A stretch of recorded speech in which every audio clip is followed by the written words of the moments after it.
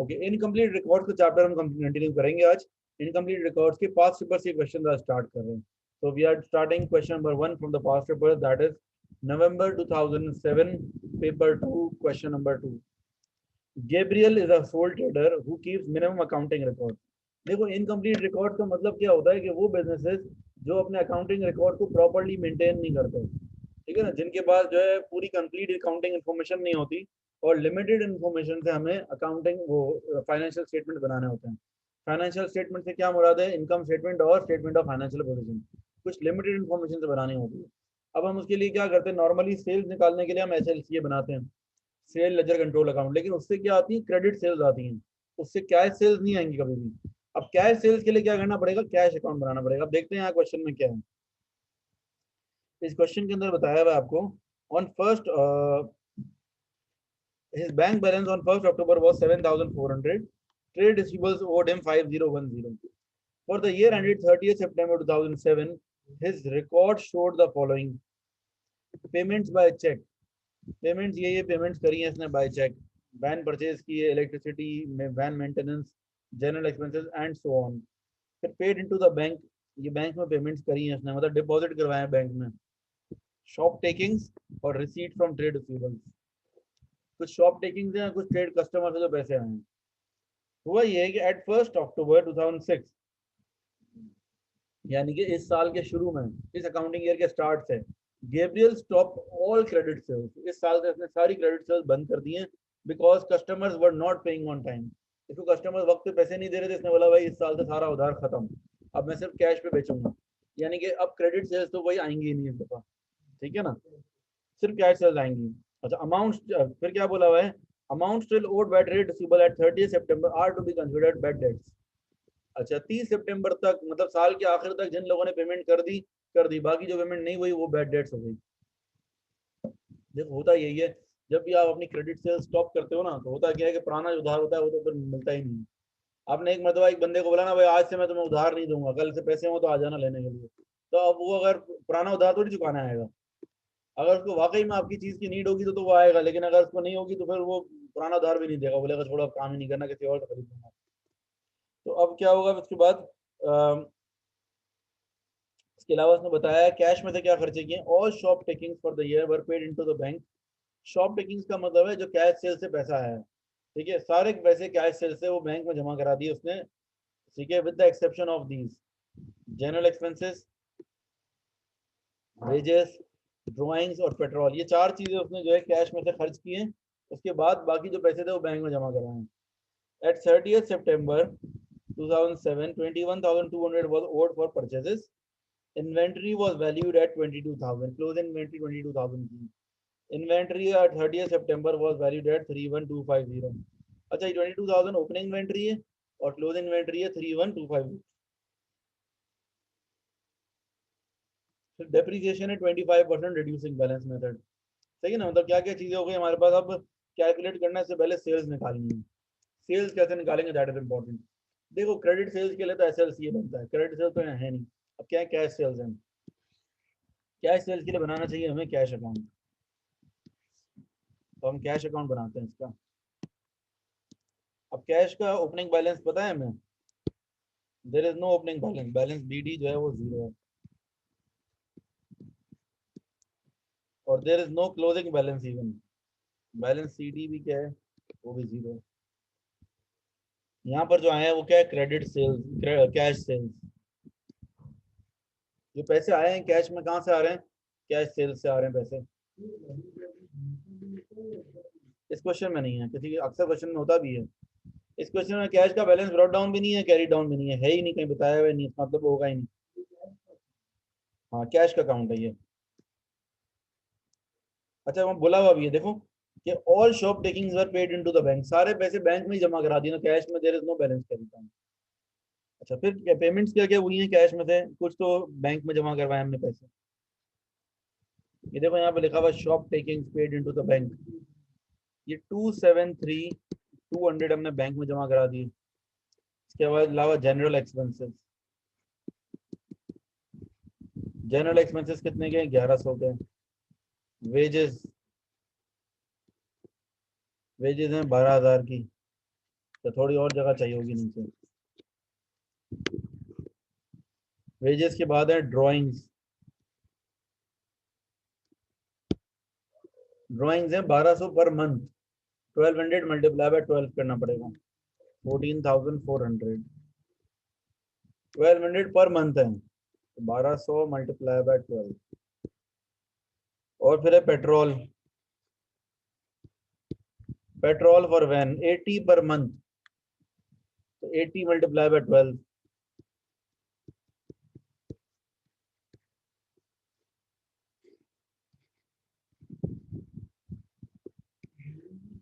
Balance C D.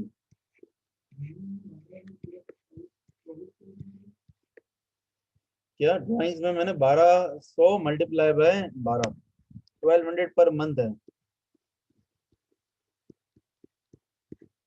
1200 multiply by 12 करूंगा ना, कि पर मंथ है तो एक साल में 12 महीने होते हैं ना। ठीक है, balance C D is also zero. अब heavier side minus lighter side करके हम निकालेंगे कैश से। ठीक है, heavier side minus lighter side करके हम निकालेंगे कैश से। निकालो क्या आ रही है वैल्यू। ठीक है, 301,660 आ गई आपकी कैश सेल। इसके बाद निकालनी है, बनानी है इनकम स्टेटमेंट। अब इनकम स्टेटमेंट के लिए क्या करेंगे, इनकम स्टेटमेंट के लिए पहले बनाएंगे सेल्स, तो निकल गई हमारी, ठीक है ना। अब चाहिए होंगी चीज परचेजेस। परचेज के लिए पीएलसी आएगा, परचेज लेजर कंट्रोल अकाउंट।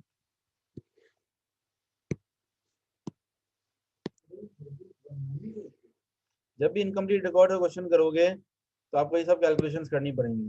मतलब रफ में बना रहे हैं हम, बिल्कुल प्रॉपर फॉर्मेट फॉलो ना भी करें, वहाँ वैल्यू सही आनी चाहिए। Calculate the sales, part B में इनकम स्टेटमेंट बनानी है ना, तो इनकम स्टेटमेंट के लिए वी नीड परचेजेस। परचेजेस के लिए balance brought down, then balance carried down. फिर यहाँ आएंगी क्रेडिट परचेजेस, फिर आएगा यहाँ पर बैंक। ठीक है, ये चार चीजें तो कंफर्म है। इसके अलावा कोई अगर डिस्काउंट वगैरह नजर आ गया तो अलग बात है। देखो बैलेंस ब्रॉट डाउन, स्टार्टिंग में क्या बोला है, ऑन 1 अक्टूबर bank balance was 7400 and trade receivables owed him 5010। ठीक है, यानी स्टार्टिंग के अंदर तो है ना ट्रेड पेबल्स का कोई बैलेंस नहीं था, balance brought down was zero. End of the year में बताया हुआ है कि 21,200 वाज ओड फॉर परचेजेस, तो बैलेंस कैरीड डाउन है 21,200 ट्रेड पेबल्स का। ठीक है, ट्रेड पेबल्स का बैलेंस कैरीड डाउन है 21,200। अच्छा, पेमेंट्स कितनी कर दी हमने ट्रेड पेबल्स को। पेमेंट्स आई हुई purchases of inventory for resale 182,600। ये क्या है, पेमेंट्स है। देखो ऊपर हेडिंग क्या डाली हुई है, पेमेंट्स की। ये पेमेंट बाय चेक है वन, ये कितना है 182,600। इनको हम ऐड करेंगे और क्रेडिट परचेज निकाल लेंगे बैलेंसिंग फिगर से। ठीक है, इसमें डिस्काउंट रिसीव नहीं है कहीं, इसके अलावा रिटर्न इनवर्ड और रिटर्न आउटवर्ड कुछ भी नहीं है। 203,800।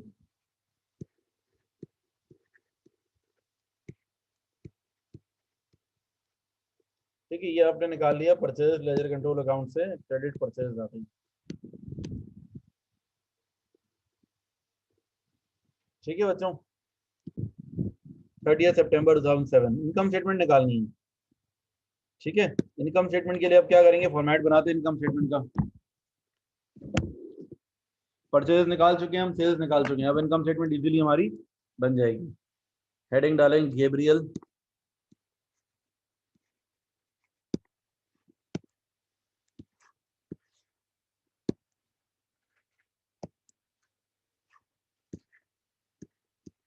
इनकम स्टेटमेंट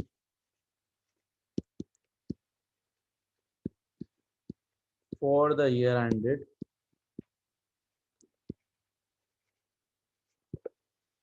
30 सितंबर 2007।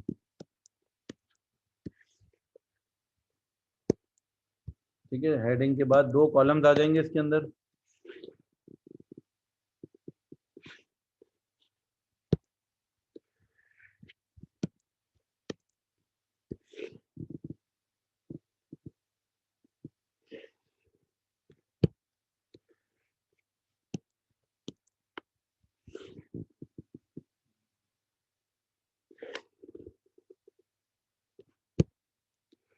अच्छा, अब आप क्या करोगे, दो कॉलम्स आ गए, इसमें स्टार्ट करेंगे हम सेल से। ठीक है,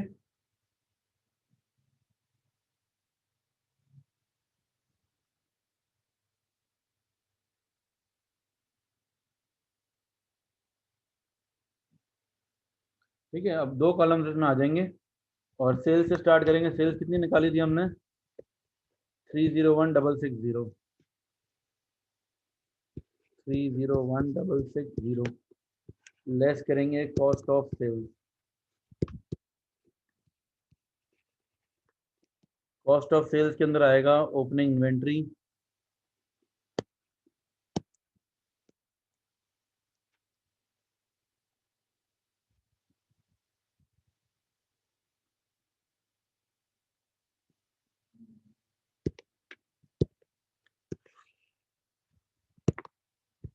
कॉस्ट ऑफ सेल्स में आएगा opening inventory,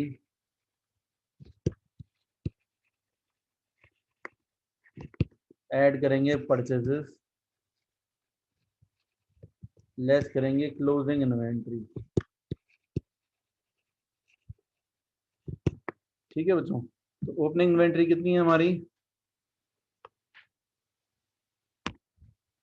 opening inventory given है क्वेश्चन में, देखो opening inventory is 22,000, closing inventory 31250, 22,000 और 31250। परचेजेस हमने अभी निकाली है 203,800, टोटल करेंगे। ठीक है, तो हमारे पास आ जाएगा cost of sales, cost of sales निकालो, देखो कितना आ रहा है। कॉस्ट ऑफ सेल्स की वैल्यू जल्दी से कैलकुलेट करके दें मुझे।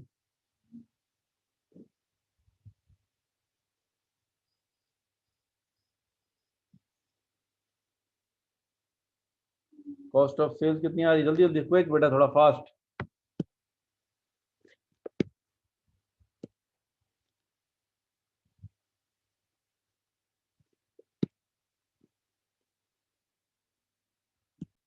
ग्रॉस प्रॉफिट की वैल्यू आ गई हमारी 107,110। There is no other income ना, प्रोविजन फॉर डाउटफुल डेट भी नहीं है, कोई डिस्काउंट रिसीव्ड भी नहीं है, कोई भी चीज नहीं है जो कि अदर इनकम में हो।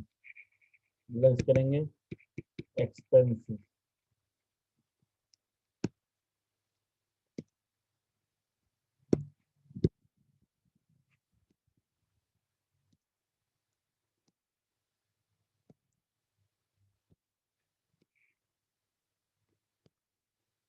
अच्छा भाई, एक्सपेंसेस के अंदर क्या आ जाएगा, एक्सपेंसेस में पहले डिफरेंट एक्सपेंसेस है हमारे पास।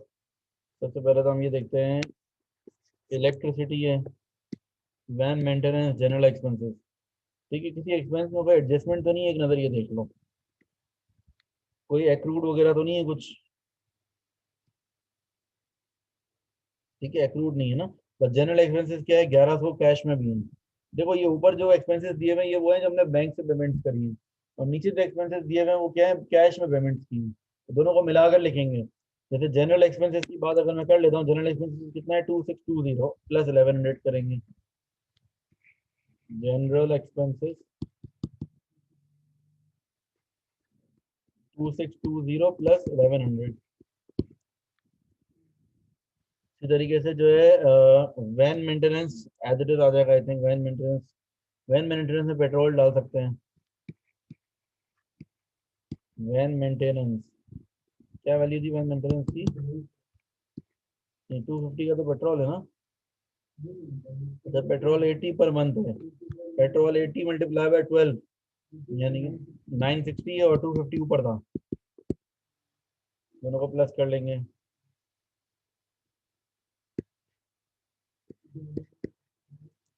1210, ठीक है ना, 3720 हो गया। अच्छा, फिर हमारे पास है इलेक्ट्रिसिटी 2400, इलेक्ट्रिसिटी का और कोई एक्सपेंस नहीं है, electricity is 2400, there is no adjustment. ठीक है,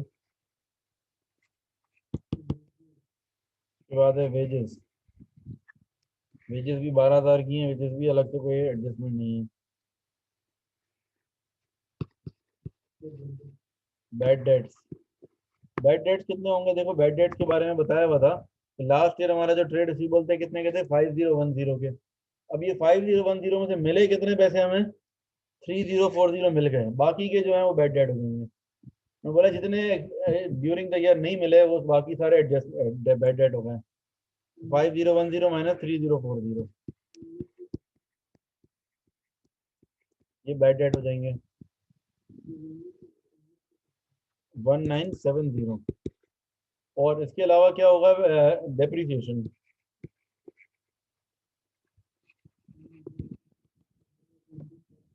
अलावा होगा डेप्रिसिएशन। डेप्रिसिएशन कितना हो जाएगा? देखो 6800 है ना, वैन की वैल्यू है 6800।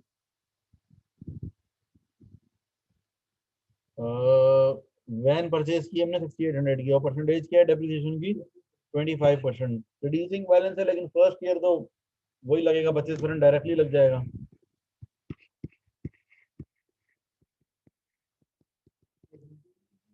ये जाएगा 1700। ठीक है, इनको हम ऐड कर लेंगे, टोटल टोटल क्या बनेगा?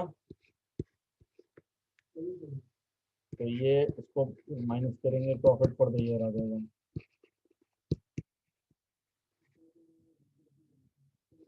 23,000 आ रहा है टोटल एक्सपेंसेस का। तो प्रॉफिट कितना हो जाएगा? 23 माइनस करेंगे तो ये जाएगा 84,110। ठीक है, तो ये क्वेश्चन यहाँ तक हो गया complete. Okay, let's move on to question number 2।